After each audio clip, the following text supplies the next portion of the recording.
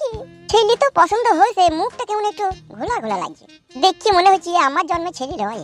ওগো তুমি তো সবই জানো, ও আমাদের জন্মে ছেলে না কাদের জন্মে ছেলে, তোমার ওর সামনে তুমি বলছো কেন তুমি এসব কথা? ওর মনটা খারাপ হবে না? তার বড় ও তো ছোট ছেলে, ও তো এই তো 10-15 মিনিট আগে হলো, ও এসব আমাদের কথা কোন বুঝতে পারবে নাকি? তাই কেমন লিখা বলা তোমাকে, আমি বুঝতে পারবো না এরকম কথা? মানে বেটা আব্বা, আমি হসপিটালে সিজার করে হয়েছি বুঝলি তো, আগে থেকে সব জ্ঞান বুদ্ধি আমার ছিল। বড় রে এই হই কথা বুঝতে ছেলে, এই মালো তাই তো গো।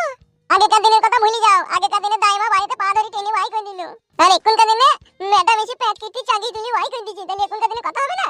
তুই ছেলে লইবে, তুই শালা ভূত। তোরা যদি ভূতই না, আমি তো 15 মিনিট আগে হলি আর হই তো কথা বলবি? এটা মনে অবাস্তব দিবে। পালা নাই গুণ মারানির ফেদা মুকো, ও বাস্তব বলি আর দুনিয়াতে কিছু নাই বে, সবই বাস্তব বে।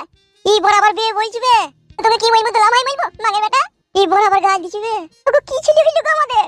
এমা তুমি করি না, ঠিকই ছেলে হইছি আমি। হ্যাঁ শালা কি কাজ হইলো রে? কি কাজ হইলো বড়া? তুই ছেলে লইবে, তুই ভূত। শালা মুকাচোদা, এরকম গায়ে পাগল কথা বাদ দে তো। মুকাচোদা আমার মায়ের কাছে শুইছিলি বলি তো আমি হইছি বে, শালা বইতে আমার খেলা মারাইছে মুকাচোদা। এটা বিড়ি থেকে তো দে, বেশি গায়ে পাগল মারাই না, দিজে মারিছো।